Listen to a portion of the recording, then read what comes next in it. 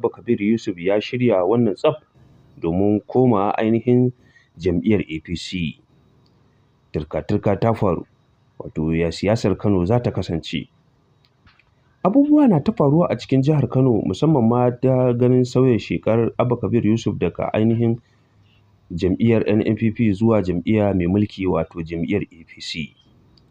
Wato taƙaddama na ta faruwa ko kuma me yake shirin faruwa? Abba Kabir Yusuf ya shirya tsaf domin bayyana abin da ke cikin zuciyarsa. Assalamu alaikum wa rahmatullahi ta'ala wa barakatuhu. Da mu saduwa da ku a cikin wannan tasha ta mu albarka. Idan ka shiga ka daure ka danna mana subscribing sannan ka danna kalwa da zarar mun tsora shirye-shiryen mu za su sake ku kan lokaci. A yanzu guguwar da take tasowa a jihar Kano bisa sauya shekar Abba Kabir Yusuf yake kokarin yi a ainihin jihar Kano. Wato tun bayan wasu kalamai da suke bayyane da suka nuna cewa Abba Kabir Yusuf yana kokarin komawa ainihin jam'iyyar APC.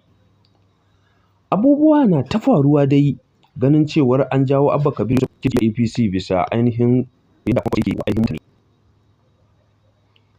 Tuni Abba Kabir ya huce kuma da rana da ainihin yadda zai bayyana ra'ayinsa a game da sauya sheka daga jam'iyyar NNPP zuwa jam'iyyar APC. Ko me yake faruwa ko kuma sun ga dai abin da ya faru a lokacin Abdullahi Umar Ganduje mai turmutsa dala a aljihu. Wato ko ya san wannan a wancan lokacin abin da ya faru. Rashin biyayyarsa ga ainihin jagora Rabi'u Musa Kwankwaso ya ja mar irin wannan abu ta kai ta kawo Kano ma baya son shigowa.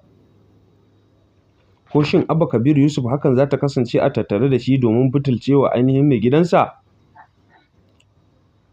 A nan da za mu ji abin da zai faru a ainihin gobe Litinin kenan domin ganin cewar ya sauya shekara zuwa daga jam'iyyar NNPP zuwa jam'iyyar APC hakan zai yiwu ko kuma ba zai yiwu ba.